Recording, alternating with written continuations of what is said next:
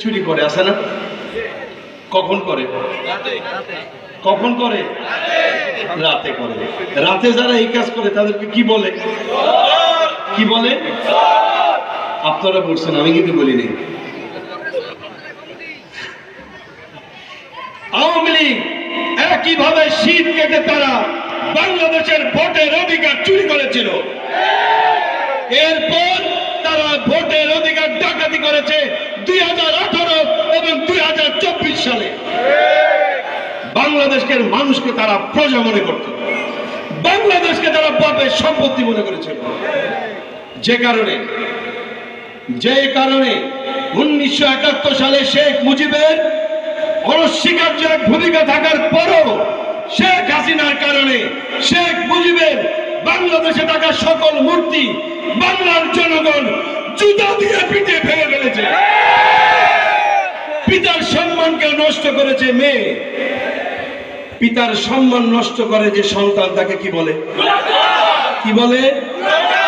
এটাও আপনারা বলছেন, আমি বলিনি। তাহলে আল্লাহ তাআলা তার জমিনে যারা জুলুম করেছে, নিরীহ নির্দোষ মানুষদের উপরে যারা অত্যাচার করেছে, তাদেরকে আল্লাহ তাআলা লানত দিয়ে ধ্বংস করেছে। তারই ফলশ্রুতিতে কোনো কারণ ছাড়া 2024 সালের 1 আগস্ট বাংলাদেশের সংগঠিত ইসলামী দল জামাত ইসলামী এবং ইসলামী ছাত্র শিবিরকে তারা নিষিদ্ধ করেছিল। তারা মনে করেছিল জামাত এবং শিবিরকে নিষিদ্ধ করতে পারলেই বাংলাদেশ থেকে ইসলাম নিশ্চিহ্ন হয়ে যাবে। কিন্তু আমার আল্লাহ বলেছেন, আমাকার আল্লাহ। ওরা জামাতকে নিষিদ্ধ করতে চেয়েছিল, কিন্তু আল্লাহ তাআলা মাত্র 4 দিন পর বাংলাদেশ থেকে চিরতরে নিষিদ্ধ করে দিয়েছেন। শেখ হাসিনার 14 গোষ্ঠী বাটি চালান দিয়ে এখন খুঁজে পাওয়া যায় না। আমার তো মনে হয় আগামী 50 বছরেও আমি আওয়ামী লীগ করি বা করতাম এমন কথা বলার মতো কোন সন্তান বাংলাদেশে আর খুঁজে পাওয়া যাবে না। এটা হলো তাদের জুলুমের শাস্তি, ঠিক না? আমরা কিচ্ছু করি নাই, আমরা শুধু আমার চোখের পানি ফেলেছিলাম জানামাজে। আমরা আমাদের সকল কষ্টের কথা নিবেদন করেছিলাম আল্লাহর দরবারে। আমাদের কারো না কারো চোখের পানি আল্লাহ কবুল করেছেন, যার ফলশ্রুতিতে আল্লাহ লানত দিয়ে জিল্লতির সাথে তাদেরকে বিদায় করে দিয়েছেন। প্রিয় ভাইরা, আমরাও যদি একই কাণ্ড করি, আমাদের পরিণতি কি ওদের মতো হবে না আলাদা হবে? কাদের মতো হবে? আমরা তা চাই, আমরা তা চাই। কিন্তু আমাদের মধ্যে কেউ কেউ কাজ শুরু করেছেন, আমাদের মধ্যে কেউ কেউ কাজ শুরু করেছেন। আমরা এটা কিন্তু হতে দিতে চাই না। প্রিয় ভাইরা, জুলুম যদি কারো উপরে করেন, আল্লাহ না করেন, হতে পারে আপনাকে আমাকে ওদের পরিণতি বরণ করতে হতে পারে। আমরা এলাকার মানুষ সুখে শান্তিতে বসবাস করতে চাই, আমরা একসাথে থাকতে চাই। আপনি আওয়ামী লীগ করেছেন, আমাদের কোনো আপত্তি নাই। আপনি আওয়ামী লীগের মিছিল করেছেন, আমাদের আপত্তি নাই। আপনি আওয়ামী লীগকে ভোট দিয়েছেন, আমাদের আপত্তি নাই। তবে যারা ফাঁসির দড়ি নিয়ে মিছিল করেছেন, ফাঁসির দাবি করেছেন, আমাদেরকে যারা হামলা মামলা দিয়ে অকারণে জুলুম করেছেন, তাদের কোনো ক্ষমা নাই।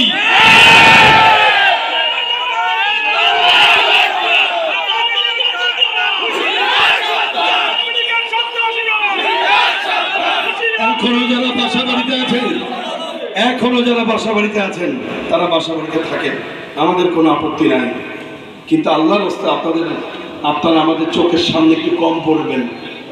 আল্লামা সাঈদীর খুনি, সব খুনের চেহারা। আপনারা পরিকল্পিতভাবে আল্লামা সাঈদীকে খুন করেছেন। প্রিয় ভাইরা, আমরা সুখে শান্তিতে একসাথে থাকতে চাই।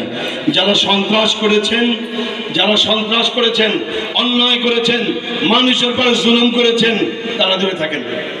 আর যেটা বললাম, যারা মিছিল করেছেন, ভোট দিয়েছেন, আপত্তি নেই, থাকেন বাড়িতে, কিন্তু কেউ বাড়াবাড়ি করবেন না আল্লাহর রাস্তায়।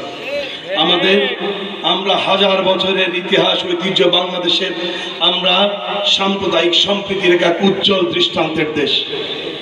আপনারা জানেন, আমার বাবা আল্লামা সাঈদী এখানে 10টি বছর আপনাদের খাদেম হিসেবে কাজ করেছেন। কোন একটি হিন্দু ভাই বোনের প্রতি একটি মামলা হয়েছে কে বলতে পারবেন? কোন হিন্দু ভাই বোনের উপর কোন অত্যাচার হয়েছে বলতে পারবেন? সুতরাং আমরা হিন্দু ভাই বোন নিয়ে একসঙ্গে থাকতে চাই। রাষ্ট্রের নাগরিক হিসেবে একজন মুসলমানের যে অধিকার, একজন হিন্দুরও সমান অধিকার, এক চুল কম নেই। যে স্লোগান দেওয়া হয় ধর্ম যার যার, উৎসব সবার, এটা বাজে স্লোগান। বরং স্লোগান হবে ধর্ম যার যার, অধিকার সমান। অধিকার আমাদের সমান নাগরিক হিসেবে, কিন্তু যার যার ধর্ম তার তার। হিন্দু ধর্মের উৎসব আমার নয়, আমার ধর্মের উৎসবও হিন্দু নয়। সুতরাং হিন্দু ভাই বোনেরা আমাদের ভাই, আমাদের বোন, তারা আমরা একসঙ্গে মিলেমিশে থাকবো। প্রিয় ভাইরা, আল্লামা সাঈদীর মুক্তির জন্য 2010 সাল থেকে নিয়ে আপনারা এখানে সাঈদী মুক্তি মঞ্চ গঠন করেছিলেন। আমি ব্যক্তিগতভাবে আমার পরিবারের পক্ষ থেকে আপনাদের কাছে আমরা চিরকৃতজ্ঞ।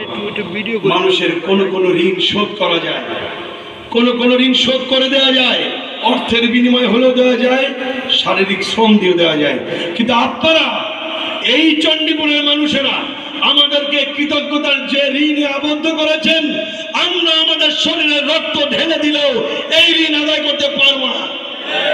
আপনাদের কাছে আমরা চিরকৃতজ্ঞ। আপনারা দল, মত, ধর্ম, বর্ণ নির্বিশেষে, নারী পুরুষ নির্বিশেষে যেভাবে আল্লামা সাঈদীর মুক্তির জন্য আন্দোলন করেছেন, সংগ্রাম করেছেন, চোখের পানি ফেলেছেন, হামলা মামলার শিকার হয়েছেন, আল্লাহর কাছে দোয়া করি আল্লাহ তাআলা আপনাদেরকে এর উত্তম বিনিময় দুনিয়া এবং আখিরাতে দেন। প্রিয় ভাইরা, আমি আল্লামা